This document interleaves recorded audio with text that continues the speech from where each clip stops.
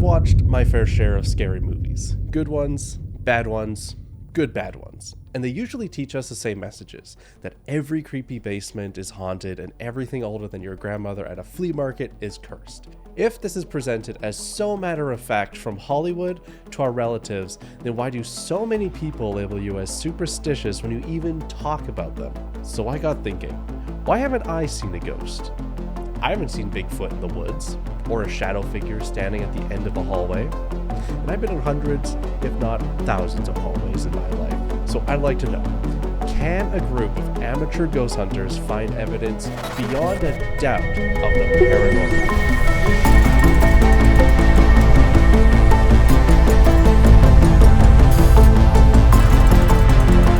Ghosts, Sasquatch, and the Loch Ness Monster.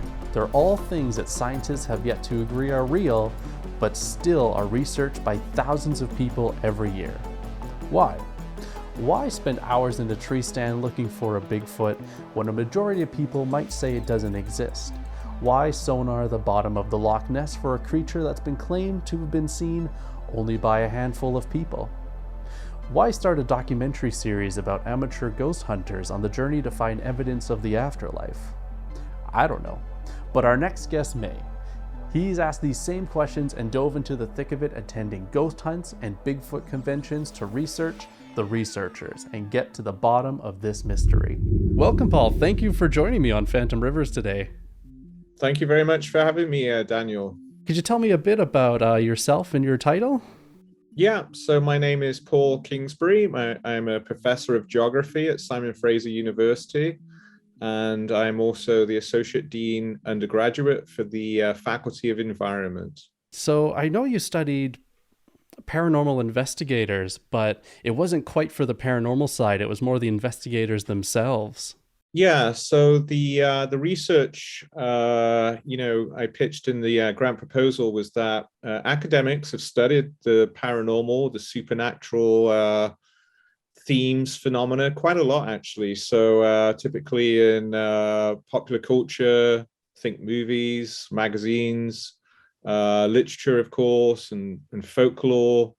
This is through the lens of cultural products, myths, and so on, and cultural practices, but not really studying people themselves, as you mentioned. So I'm a geographer, so I look at the what I call the lived spaces of the paranormal investigations, examining who, why, how, and where people engage in paranormal investigations.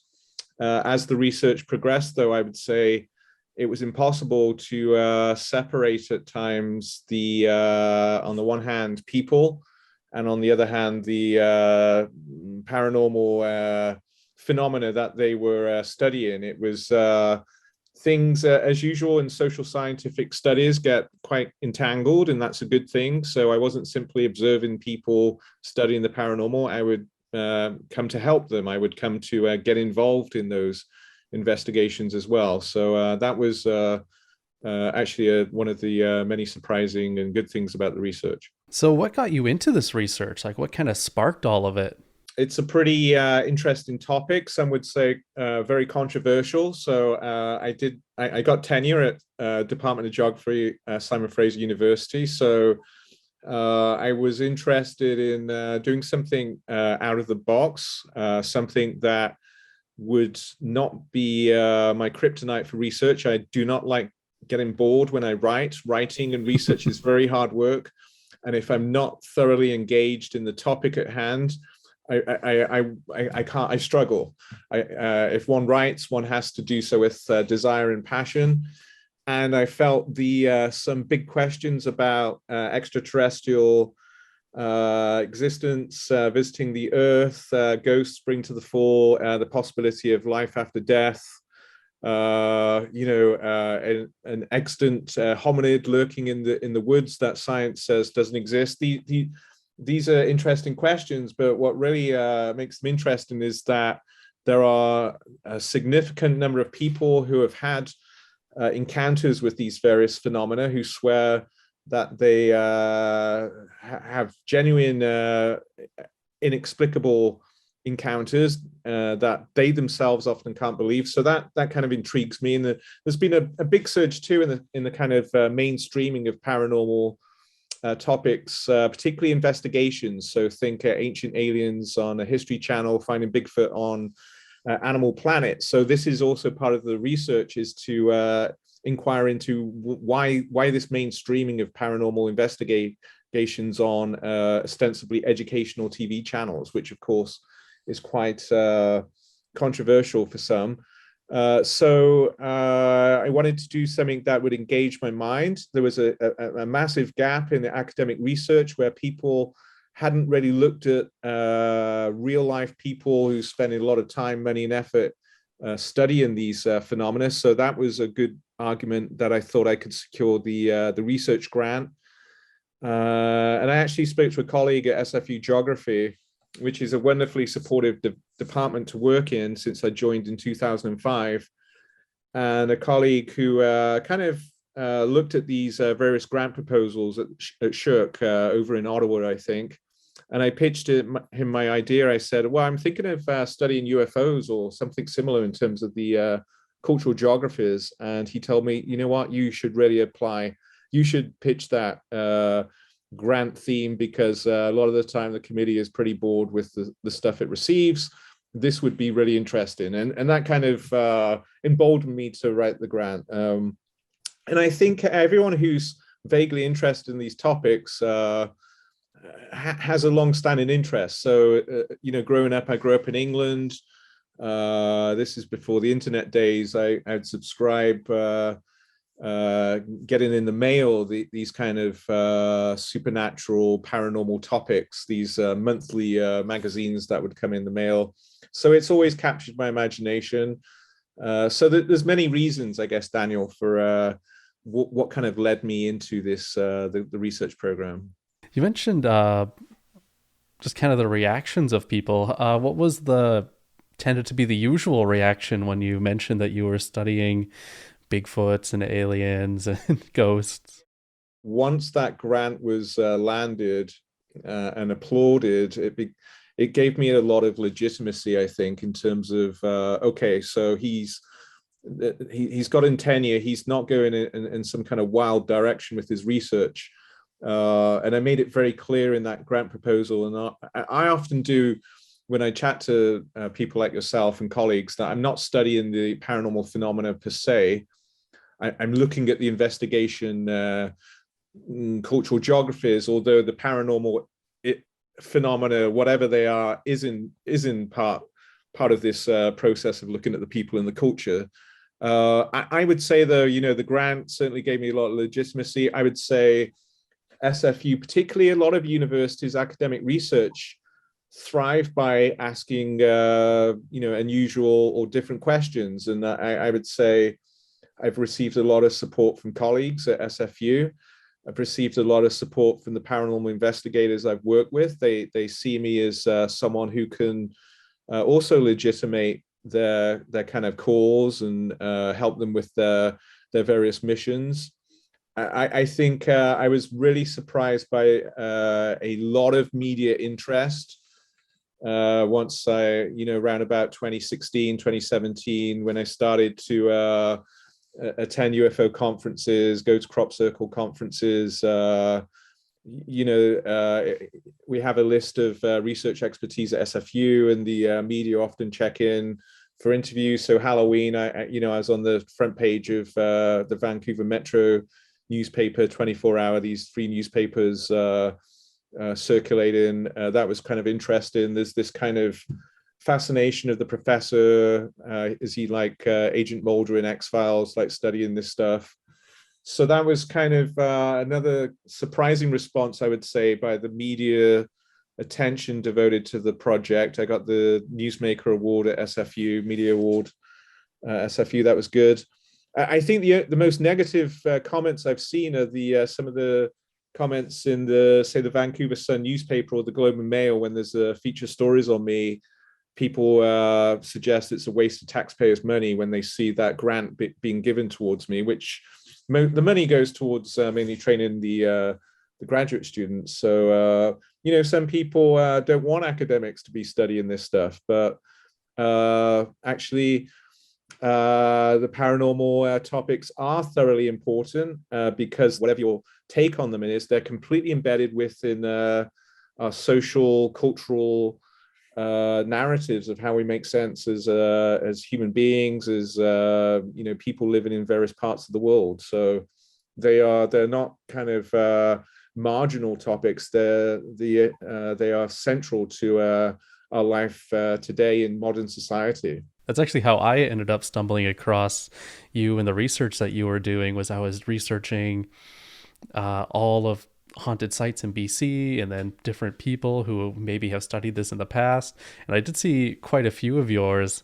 and I thought, like, this is perfect. The sole purpose of this show is to have a group of people who have never ghost hunted before. But like you say, with media in the beginning, it's such like a heavy part of our lives, even if we don't want it to be. Like media, music, just art, so much of it is definitely influenced by ghosts or myths and legends. I really like how you framed it, like there's so much of a part of our lives, even if we don't want them to be. And so I should mention that I draw upon psychoanalysis quite a bit in my research. So psychoanalysis essentially engages issues of desire, fantasy, the unconscious, anxiety, all kind of themes that are rippling through paranormal topics, a lot of movies on the paranormal and so on. And one of my findings was that people who get involved, particularly UFO ghost investigation cultures, so why do people join ghost hunting groups? Why do people go to UFO conferences? Is that they've had some kind of paranormal experience, something that supernatural experience, something that they cannot explain by recourse to science or natural laws, something that completely shocked them. And they often join a ghost hunting group, or maybe call one in if they're experiencing these things, or they go to a UFO conference, which will have these experiencer sessions where so-called abductees, that they call them experiences because it's not always unidirectional and violent. Often it's something that hit them it was a lightning bolt. They weren't expecting it. It may have sometimes people get traumatized by this stuff and they don't talk about it again.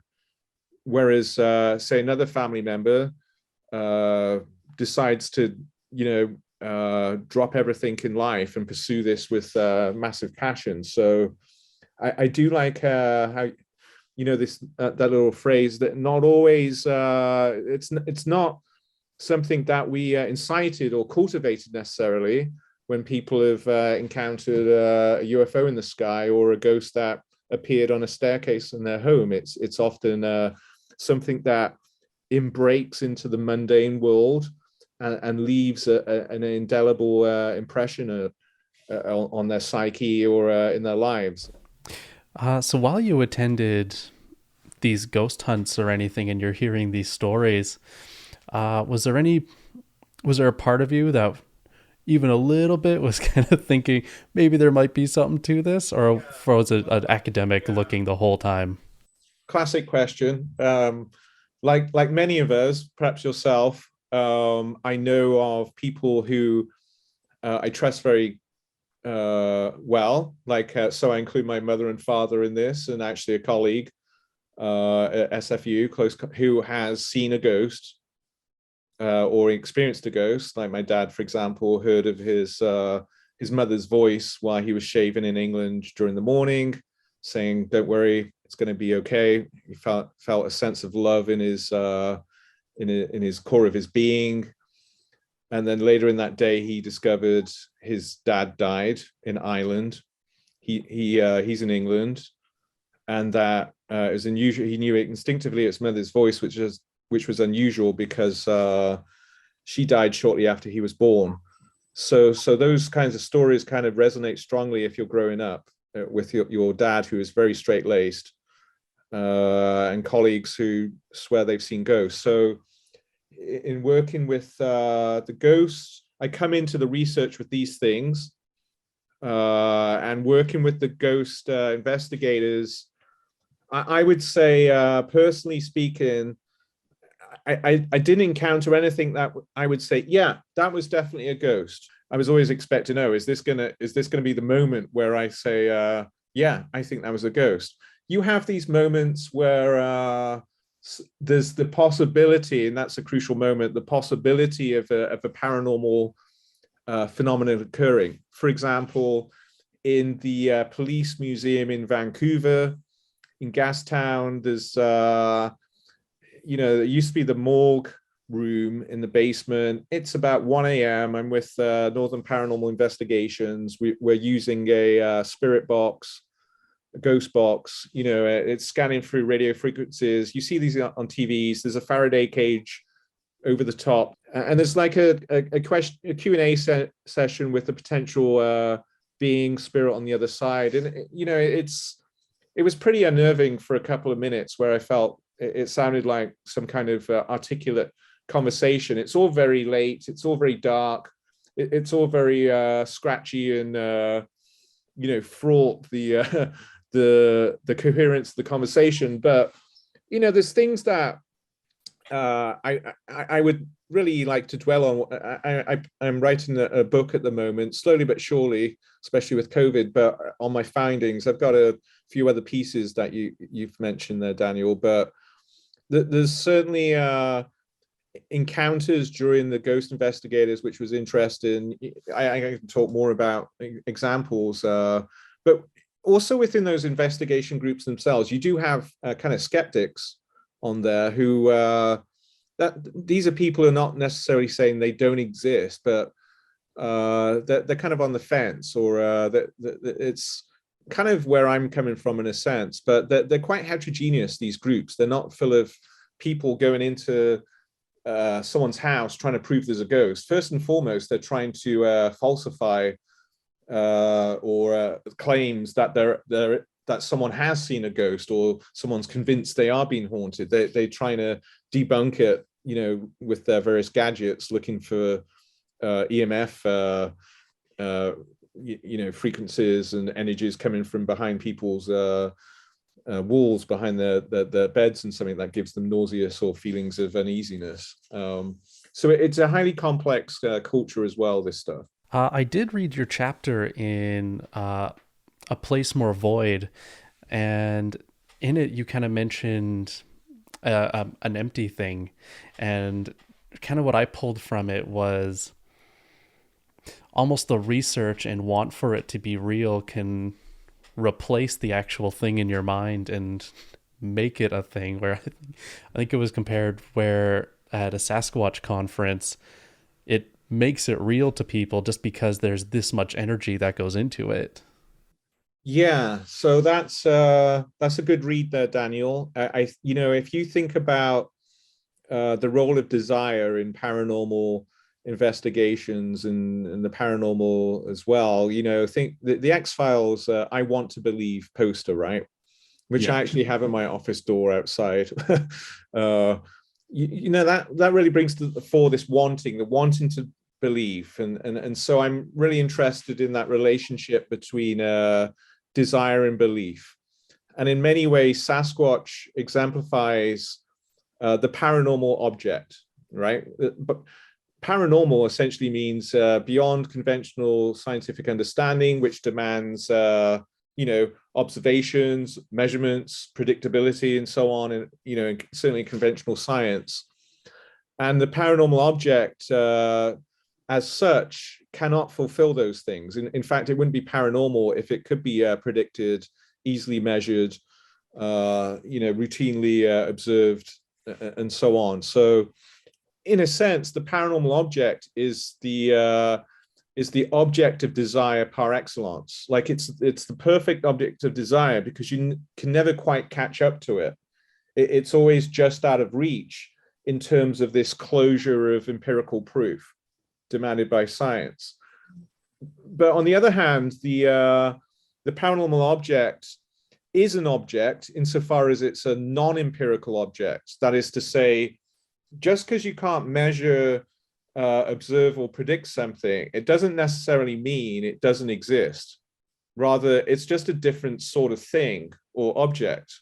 So, we know that science can't explain everything. It certainly falls short of, thoroughly engaging issues of meaning, truth, all of the things that theology and philosophy deal with. And, when we navigate our lives, often we're dealing with a lot of non-empirical objects, in terms of love, for example, how love can send us crazy, can in many different ways. And so we know that culture is suffused with lots of paranormal entities, things that can't be measured or easily predicted, and so on. And so in that chapter, the Sasquatch chapter, essentially, when you go to the Sasquatch conferences, one of the most treasured objects on those tables in the convention hall would be the casts, which are essentially a kind of an impression of an absent object, allegedly a Bigfoot or Sasquatch. So it's, in effect, it's an impression of a void. Something's been there to create that plasticast, but it's no longer there. It's been voided out. So if you have a lot of people gathering around, so I'm kind of paraphrasing what you were saying there, Daniel, if you're getting a lot of people going to that Sasquatch summit in Quinault Beach in Washington State, they're pouring forth their testimonies. There's video recordings, there's sound recordings of alleged Sasquatch.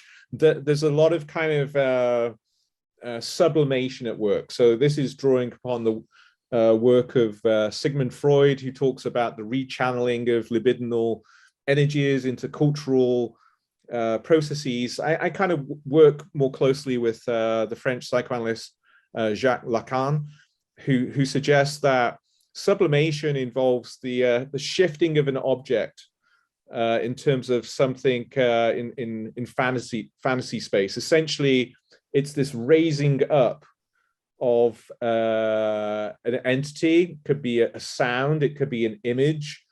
It raises it up to this kind of very dignified, resplendent place that kind of transpires, radiates this powerful enigmas. The technical term is jouissance, or the French term for this beautiful radiant enjoyment. And so, in a way, these Sasquatch conferences, the very kind of pursuit of the paranormal is incited.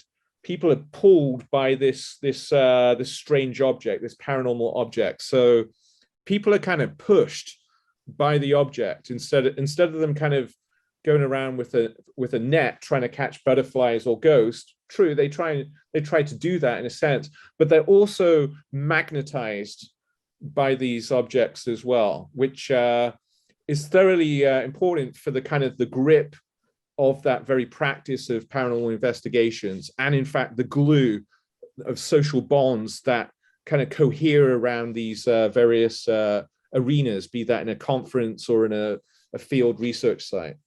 After attending all of these and dealing with so many different groups, what would you say to someone if they were like, oh, I really want to get into ghost hunting, or I think there might be a Sasquatch and I'm going to go research it? Yeah, so there's a lot of online presence for these groups, so they're easy to locate online. They are. I found that the ghost investigators and the Bigfoot researchers. There's a lot of kind of community. There's a lot of appreciation for different viewpoints. I would say, as soon as someone starts to say, hey, I know the truth here and this is what's going on, you guys are wrong, or that's you, just like academia, you could quite quickly get considered a daft know-it-all or something like that. That there are very social kind of groups these people. I think they depend on trust as well to work. They take their work seriously, and if anyone is found to be kind of causing disruptions or trouble with the actual investigations, they don't last long. They will ask them to leave, or so trust is crucial. So I would expect, I would encourage anyone who's interested in engaging with them to reach out. Certainly send them an email. They're online, a lot of them. Is there any other publications you got coming out, or is there a place where people can find what you've already wrote? I have my SFU Geography webpage, and there you'll see, I think I uploaded an article called Go Figural on crop circle conferences. So I attended a crop circle conference in England. It's looking at the way in which landscape, which is a key geographical concept, is a space of opacity or kind of mystery and enigma, and how that plays in with the my experiences at that crop circle conference, like getting lost in the English countryside in a little car with 3 Americans in it. So I'm playing with the overlaps of the banal, the everyday, and the extraordinary. So that's available online. I have the book chapter in The Place More Void, a co-edited book on geographies of absence, silence, lack. So often we think of geography as kind of solids, right? Stuff like from mountains to built environments. Whereas this co-edited book with Anna Sakor is about geographies of absences, the opposite to stuff, which is nonetheless stuff itself.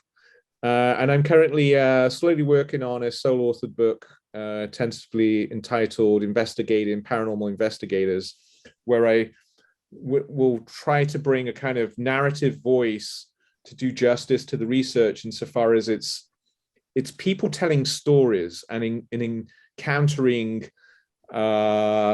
very kind of poetic, extraordinary places in the world. So as a cultural geographer, I'm really interested in the poetics of space, of landscape, and you think about haunted locations in northern BC. There's always a kind of